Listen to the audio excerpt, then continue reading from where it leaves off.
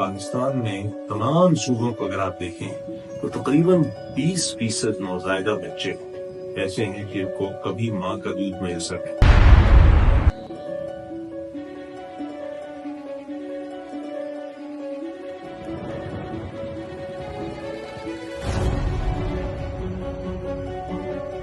السلام علیکم ناظرین، آج ہمارے ساتھ پروفیسر ڈاکٹر زید بھٹا صاحب موجود ہیں اور آغا خان یونیورسٹی میں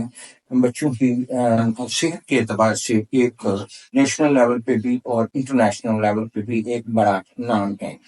آج ان کی موجودگی سے فائدہ اٹھاتے ہوئے ہم اسٹنٹنگ یعنی قد کے چھوٹا رہ جانے کے بارے میں بات کریں گے، جو کہ ہمارے معاشرے میں اس وقت یہ پرابلم بہت عام ہے۔ اس حوالے سے ڈاکٹر صاحب ہمیں اپنی تمام، کیونکہ ان کا اس پہ بہت زیادہ کام بھی ہے، تو آج ہم اس پہ بات کریں گے۔ السلام علیکم ڈاکٹر صاحب۔ وعلیکم السلام۔ ڈاکٹر صاحب، آپ کو بہت بہت شکریہ آپ ڈاکٹر میں آج ہمارے پروگرام میں تشریف لائے۔ آپ سے ہمیں یہ بتائیے کہ ہمارے معاشرے میں اس وقت ہم دیکھتے ہیں کہ بچوں کے اندر جو قد کے چھوٹے رہ جانے کا تناسب ہے وہ ہر گزرتے دن کے ساتھ بڑھ بھی رہا ہے، ماضی کے حوالے سے بھی اور اب بھی۔ اور یہ مسئلہ جو ہے کس طرح ہمارے معاشرے میں بچوں کی، بڑوں کی پروڈکٹیوٹی یا ان کا سوسائٹل لیول پہ کنٹریبیوشن ہے اور ان کی ہیلتھ کو کس طرح افیکٹ کر رہا ہے۔ ڈاکٹر سعید، بہت شکریہ مجھے مدعو کرنے کا، اور دوسرا یہ سوال اتنا اہم ہے کہ اس کی میں تھوڑی سی وضاحت کر چکا ہوں کہ پہلے تو یہ کہ قد کی پسماندگی کا جو شرح اور جو تناسب لوگ بتاتے ہیں پاکستان کے لحاظ سے، یہ 5 سال سے کم عمر بچوں کی شرح ہے، اور اس میں بحیثیت مجموعی پورے ملک میں اگر اس کی شرح دیکھی جائے تو تقریباً 40% کے قریب ایسے بچے ہیں کہ جن کا عام بین الاقوامی معیار کی نسبت قد جو ہے وہ نارمل سے کہیں کم ہے، اور اس میں تفریق بھی بڑی ہے۔ بعض علاقے ہیں پاکستان کے جہاں کی شرح نسبتاً کم ہے، بعض علاقے ایسے ہیں جہاں یہ شرح زیادہ ہے، جس طرح میں اور آپ بات کر رہے تھے۔ ہمارے کئی صوبے، کئی علاقے ایسے ہیں کہ جہاں یہ شرح 60-70% کے قریب ہے، بعض علاقے ایسے ہیں جہاں یہ شرح 10-20% کے قریب ہے۔ عام طور پہ اس میں ایک شمال سے جنوب تک کا ایک تغیر ہے کہ جس میں پاکستان کے جنوبی علاقات میں یہ شرح نسبتاً زیادہ ہے۔ اب اس میں ایک چیز جاننے کی ضرورت ہے کہ یہ جو اس طرح کی ہم بچوں میں قد کی پسماندگی دیکھتے ہیں، اس کا براہ راست تعلق ماں کی صحت اور ماں کی نشو و نما سے ہے۔ ہمارے عام تخمینے کے مطابق پاکستان میں جو اس وقت کم قد والے بچے ہیں، ان میں سے بیشتر کی جو قد کی پسماندگی ہے وہ 6 ماہ کی عمر تک 50% تقریباً اسٹیبلش ہو چکی، اور باقی جو ہے وہ 6 ماہ کی عمر کے بعد ہوتی ہے۔ 6 ماہ سے پہلے جو قد کی پسماندگی ہے اس کا براہ راست تعلق ماں کی حمل کے دوران صحت سے اور ان مضمرات سے جو کہ ماں کی صحت حمل سے کہیں پہلے ہی جس کا تعلق ہوتا ہے، بفرض محال کہ اگر ماں چھوٹے قد کی ہے تو اس کا براہ راست تعلق ان چیزوں سے ہے جو کہ ماں کی اپنی چھوٹی عمر ہے اور اس کی بھی پہلی جنریشن میں صحت عامہ سے تعلق رکھتے ہیں۔ تو اسی واسطے ہم یہ عام لوگوں کو کہتے ہیں کہ اس کا سربراہ کرنے کے لیے آپ کو ایک ملٹی جنریشنل انویسٹمنٹ کرنی پڑے گی اپنے لوگوں میں، صحت عامہ جس میں کہ صاف پانی، حفظان صحت کے دیگر اصول اور سینیٹیشن، ان تمام چیزوں کو شامل کرنا پڑے گا۔ غربت اور افلاس کے علاوہ آپ کے لوگوں میں شعور پیدا کرنا پڑے گا کہ اہم بچے کے لیے غذا، اور خاص طور پہ تغیراتی غذا جو کہ 6 ماہ اور اس کے بعد ہوتی ہے، یہ کیسی ہونی چاہیے۔ میں آپ کو ایک چھوٹی سی ایک مثال دے دوں کہ ہمارا جو آخری بڑا نیشنل سروے ہوا تھا 2018 میں، اس میں یہ چیز سامنے آئی کہ پاکستان میں تمام صوبوں کو اگر آپ دیکھیں تو تقریباً 20% نوزائیدہ بچے ایسے ہیں جن کو کبھی ماں کا دودھ میسر ہے۔ ابھی دیکھیں، ایسے اللہ کی نعمت ہے کہ اس میں تو آپ کہہ ہی سکتے ہیں کہ ہو نہیں سکتا کہ 20% نہ ہو، دودھ ہی نہ ہو۔ جاہلیت ہے شامل کہ کئی جگہ پہلوٹی کا دودھ جو ہے بچے کی پیدائش کے وقت میں نہیں دیا جاتا نوزائیدہ بچوں کو۔ کئی جگہ جو ہیں وہ دیگر قسم کے دودھ یا دیگر قسم کی نان نیوٹریٹو چیزیں جس میں چائے تک شامل ہے نوزائیدہ بچوں کو دے دی جاتی ہے۔ مگر کسی بھی ملک میں آپ صحت عامہ اور خاص طور پہ نیوٹریشن افزائش ہے اس کو بہتر نہیں کر سکتے ہیں جب تک کہ آپ اپنے بچوں کو اللہ میاں کی بتائی ہوئی چیزوں سے محروم رکھیں، جس میں ماں کا دودھ سب سے سر فہرست ہے۔ پھر اس کے بعد وقت سے پہلے اوپر کی غذا شروع کر دینا اور بھی غلط قسم کی غذا دینا. ہم نے یہ دیکھا کہ اگر آپ کمپلیمنٹری فیڈنگ جو کہ ہم بچوں کی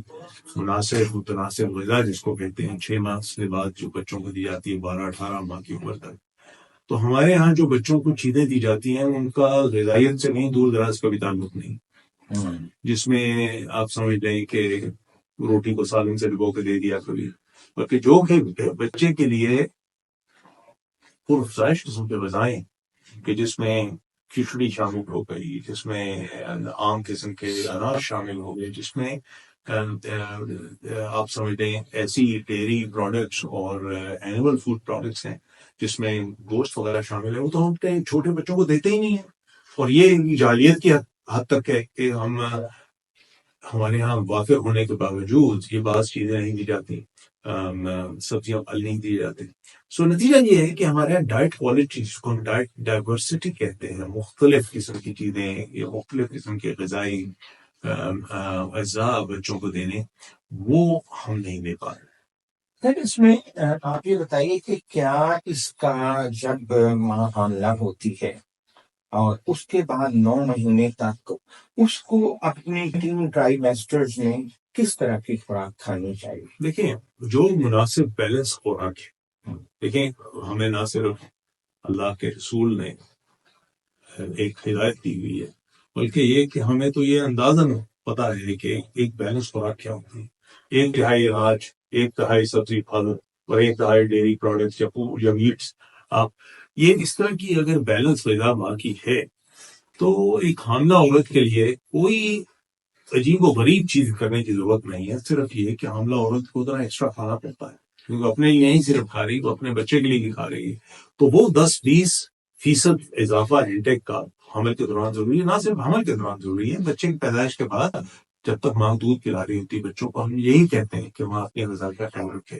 اب اس میں چونکہ ہمارے یہاں خون کی کمی جس کو انیمیا کہتے ہیں کافی وافر پروپورشن میں پایا جاتا ہے, تو اس میں یہ بھی ضروری ہے کہ ماں کو خاص طور پہ حمل کے دوران فولاد اور فولک ایسڈ یہ 2 ایسے اجزاء ہیں جو ملیں, جو کہ حکومت کی طرف سے مفت تمام جگہ تقسیم کیے جاتے ہیں. اب مسئلہ یہ ہے کہ لوگ لیتے نہیں, کھاتے نہیں, اس واسطے کہ وہ ایک ذہنی طور پہ ان کو اس چیز کا شعور نہیں ہے کہ یہ چیز ضروری بھی ہے کہ نہیں. سو ہمارے یہاں بچوں میں اور عورتوں میں جو خون کی کمی کی شرح ہے وہ بھی تقریباً 40-50% ہے. سو جب تک کہ یہ چیزیں ان کا تدارک نہیں ہوگا اس وقت تک افزائش پوری تو نہیں ہو سکتی. سر آپ سے میرا آخری کوشچن یہ ہے نا کہ جب بچے ریویل ہو جاتا ہے پتہ چل جاتا ہے کہ بچے کا قد چھوٹا رہ گیا ہے, عموماً یہ پبرٹی پہ بچیوں کا پتہ چلتا ہے یا بچوں کا جب وہ 12-13-14 سال کی عمر میں, تو اس کا کوئی اس اسٹیج پہ کوئی تدارک ہے یا اس پہ کوئی کسی قسم کا ٹریٹمنٹ؟ لیکن پہلی چیز تو یہ ہے کہ چھوٹا قد رہ جانا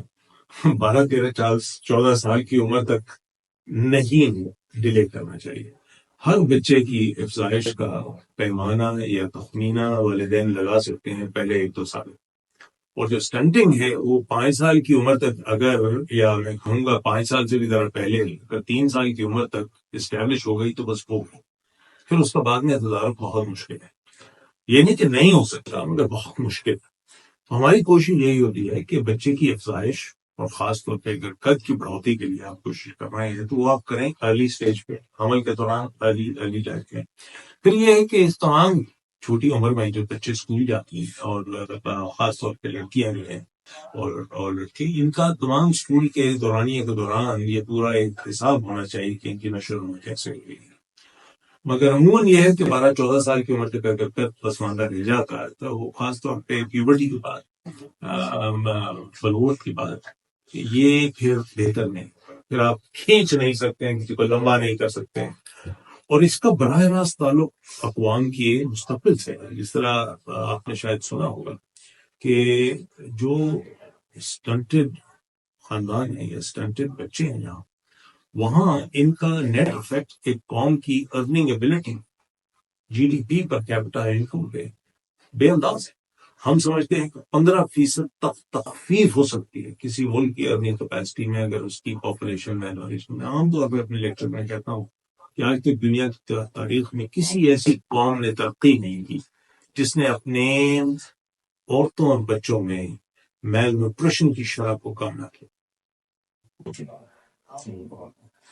ڈاکٹر صاحب آپ کو بہت بہت شکریہ، آج آپ ہمارے پروگرام ڈاکٹر سعید اختر میں تشریف لائے اور آپ کی خوبصورت اور بڑی انفارمیٹیو جو آپ نے باتیں کی ہیں، اس کا یقیناً ہمارے ناظرین کو بہت فائدہ ہوگا۔ Thank you.